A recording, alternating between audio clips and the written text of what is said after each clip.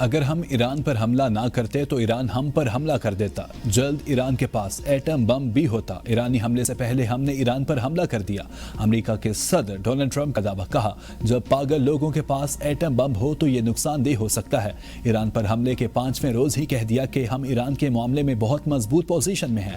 ایران کے میزائلوں اور لانچرز کا صفایا کیا جا رہا ہے. صورتحال توقع سے بھی بہتر ہے. ایرانی قیادت کو تیزی سے ختم کیا جا رہا ہے. ایران میں جو لیڈر بننا چاہتا ہے مارا جاتا ہے. بولے کسی نے مجھ سے پوچھا کہ اس میں سے کتنے نمبر دیں گے.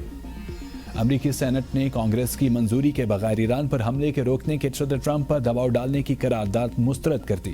100 رکنی سینٹ میں قرارداد 47 کے مقابلے 52 ووٹوں سے مسترد کی گئی. سینیٹرز کی اکثریت نے ایران کے خلاف فوجی کارروائی کی حمایت نہیں کی. ڈیموکریٹس اور ریپبلکنز دونوں پارٹیوں کے سینیٹرز کی جانب سے پیش قرارداد میں مطالبہ کیا گیا تھا کہ ایران پر فضائی حملے روکے جائیں اور ان حملوں کے لیے کانگریس سے منظوری لی جائے. امریکی سینٹ میں صدر ٹرمپ کی ریپبلکن پارٹی کی اکثریت ہے. ریپبلکن کے 53 اور حزب اختلاف ڈیموکریٹس کی 45 نشستیں ہیں. 2 آزاد امیدوار ڈیموکریٹس کے حق میں ہیں.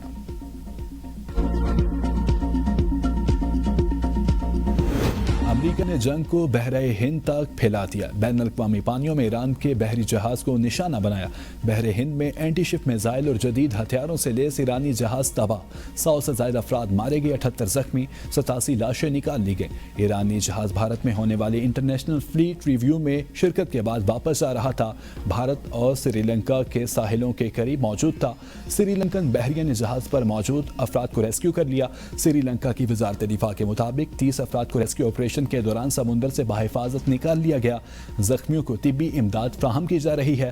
تباہ ہونے والے بحری جہاز کی لمبائی تقریباً 95 میٹر, وزن 1500 ٹن, جبکہ 76 mm فجر, 27 نیول گنز اور 30 mm ہتھیار نصب تھے. بھارتی بحریہ کی مشرقی کمان کے مطابق یہ جہاز بحری مشق میں شرکت کے لیے آیا تھا. امریکہ کی بحر ہند میں ایرانی جہاز کو نشانہ بنانے کی تصدیق. امریکی وزیر دفاع پیٹ ہگزت نے کہا ہم خطے میں مزید فوجی بھیج رہے ہیں. امریکہ اور اسرائیل ایک ہفتے میں ایران کے آسمانوں پر کنٹرول حاصل کر لیں گے. ہم جنگ جیت رہے ہیں. ایران پر صدر ٹرمپ کو قتل کرانے کی کوشش کا بے الزام. امریکی سینٹرل کمانڈ کا ایرانی آبدوز سمیت 17 بحری جہازوں کو تباہ کرنے کا دعویٰ. کہا ایران کی فضائیہ, بحریہ اور اعلیٰ قیادت ختم کر دی. خلیج عرب, ہرمز اور خلیج عمان میں اب کوئی بھی ایرانی بحری جہاز موجود نہیں. ایران میں پوری طاقت کے ساتھ آپریشن کیا جا رہا ہے. ہم نے سینکڑوں ایرانی بیلسٹک میزائل اور ڈرون تباہ کر دیے. ایران میں تقریباً 2000 اہداف پر بمباری کی. آپریشن میں 50,000 اہلکار حصہ لے رہے ہیں. 200 fighter jet, 2 aircraft operation میں شامل ہیں. ایران میں موجود خطرے کو ختم کیا جا رہا ہے.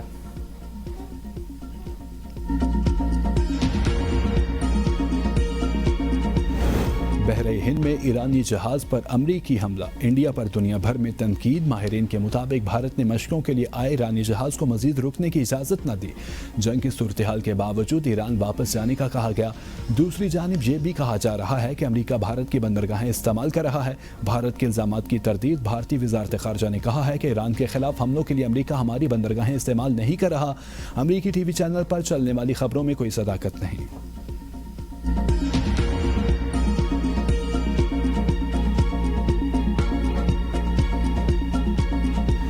ایران کے اسرائیل کے شہروں تل ابیب, مقبوضہ بیت المقدس اور مغربی کنارے پر مزید حملے. ایرانی شہر کرمان میں اسرائیلی ڈرون مار گرانے کا بھی دعویٰ. امریکی اور اسرائیلی اہداف پر 40 سے زائد حملے کیے گئے.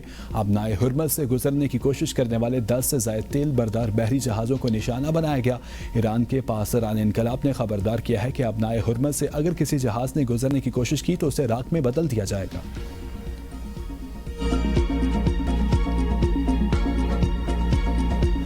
ٹرمپ کا ابنائے ہرمز ہر صورت کھلوانے کا اعلان. امریکی صدر نے کہا کہ وہ ہر صورت ابنائے ہرمز کھلوائیں گے. وہاں سے گزرنے والی کمرشل بحری جہازوں کی انشورنس کی جائے گی. ضرورت پڑنے پر ان کمرشل جہازوں کی حفاظت کے لیے امریکی نیوی ساتھ جائے گی. ایران کے خلاف حملوں کی تیسری لہر شروع ہونے والی ہے. ایران میں سب ختم ہو گیا. فضائی دفاعی نظام اب نہیں رہا. ایران کے پاس میزائل داغنے والے لانچر تیزی سے ختم ہو رہے ہیں. ایران خلیجی ممالک میں صرف شہری مقامات پر حملہ کر رہا ہے. ایران کو بڑے نقصان کے لیے تیار رہنا چاہیے. ایران ان ممالک پر حملہ کر رہا ہے جن کا اس سے کوئی تعلق نہیں. امریکہ کو اسرائیل نے ایران کے خلاف جنگ میں نہیں دھکیلا. اگر کچھ ہوا بھی ہے تو وہ یہ ہے کہ خود میں نے اسرائیل کا ہاتھ ایران پر حملے کے لیے آگے بڑھایا.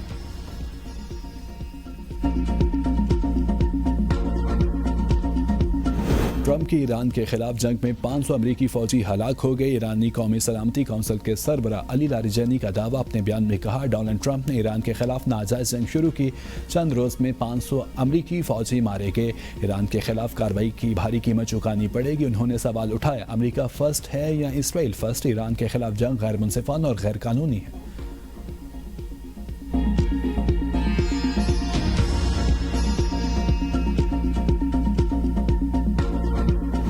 ایران کے امریکی فوجی اڈوں تنصیبات پر حملے جاری، قطر میں العبید ایئر بیس اور ترکیہ پر بھی بیلسٹک میزائل داغ دیے۔ سعودی عرب کی کمپنی ارامکو کی راس تنورہ ریفائنری پر میزائل حملہ، پاسداران انقلاب کا ابنائے ہرمز پر مکمل کنٹرول۔ دبئی میں 160 امریکی فوجیوں کو نشانہ بنانے کا دعویٰ، کہا حملے سے 100 امریکی فوجی ہلاک ہوئے۔ قطر میں امریکہ کے زیر اہتمام العبید ایئر بیس کو نشانہ بنایا گیا، بحرین میں امریکی اڈے پر بھی میزائل اور ڈرون حملے کیے۔ سعودی عرب میں واقع امریکی سفارت خانے میں CIA اسٹیشن بھی تباہ، مشرق وسطیٰ میں امریکہ کے 7 ریڈار سسٹم بھی اڑا دیے، بحرین میں امریکہ کا سب سے بڑا ریڈار سسٹم بھی ناکارہ بنا دیا گیا۔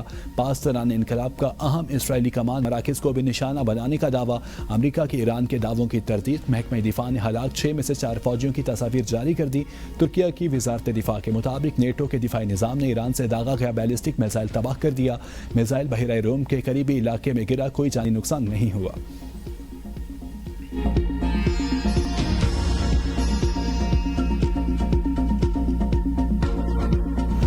ایران نے جنگ سے بچنے کی ہر ممکن کوشش کی، لیکن امریکی اسرائیلی حملوں نے ایران کے لیے جوابی کارروائی کے سوا کوئی چارہ نہیں چھوڑا۔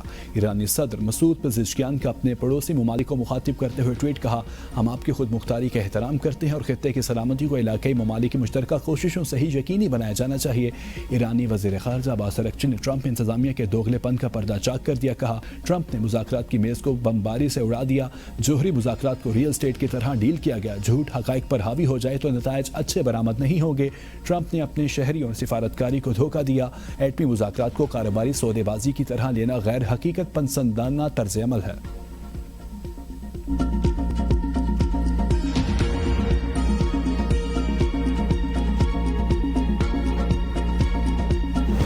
روس یورپ کو گیس سپلائی روکنے پر غور کر سکتا ہے۔ روسی صدر ولادیمیر پوٹن نے کہا توانائی کی قیمتوں میں اضافے کے بعد روس یورپ کو گیس سپلائی روکنے پر غور کر سکتا ہے۔ اپنے بیان میں انہوں نے کہا کہ یورپی یونین روسی گیس اور LNG پر پابندی لگانا چاہتی ہے۔ روسی گیس اور تیل پر پابندیاں لگیں تو روس کے لیے دیگر منڈیوں کا رخ کرنا فائدہ مند ہو سکتا ہے۔ روسی توانائی پر یورپ کا انحصار کم ہونے پر ماسکو چین سمیت دیگر منڈیوں کی طرف بڑھ رہا ہے۔ پاکستان نے ایران اور خلیجی ممالک کے درمیان کشیدگی میں کمی کے لیے ہر ممکن کوشش کی۔ وزیر اعظم شہباز شریف کے زیر صدارت اجلاس میں سیاسی جماعتوں کے سربراہان اور پارلیمانی لیڈرز کو سیکورٹی صورتحال پر بریفنگ بتایا گیا کہ پاکستان نے آیت اللہ خامنہ کی شہادت اور ایران پر حملوں کی فوری مذمت کی۔ نئے وزیر اعظم نے خلیجی اور عرب ممالک کے ساتھ اپنے دو طرفہ رابطوں سے متعلق آگاہ کیا۔ شرکاء کو مغربی سرحد پر افغان طالبان رجیم کے خلاف آپریشن پر بھی بریفنگ۔ وزیر اعظم شہباز شریف نے پارلیمانی رہنماؤں کو پاک افغان صورتحال اور مشرق وسطیٰ کی قیادت سے رابطے پر اعتماد میں لیا۔ شرکاء کا کھل کر اظہار خیال، موجودہ حالات میں ملی اتحاد و اتفاق و یگانگت کی ضرورت پر زور۔ پاکستان کی سفارتی کوششوں کو سراہا، آئندہ کے لاہ عمل پر تجاویز پیش۔ ملک سے دہشت گردی کے خاتمے کے لیے تمام شرکاء نے مضبوط عزم کا اعادہ۔ اجلاس میں chairman, deputy chairman senate, speaker, deputy speaker قومی اسمبلی بلاول بھٹو زرداری، مولانا فضل الرحمان، وفاقی وزراء، سینٹ اور قومی اسمبلی کے ارکان شریک ہوئے۔ اپوزیشن لیڈر محمود خان اچکزئی، علامہ راجہ ناصر عباس اور PTI کا کوئی رکن شریک نہیں ہوا۔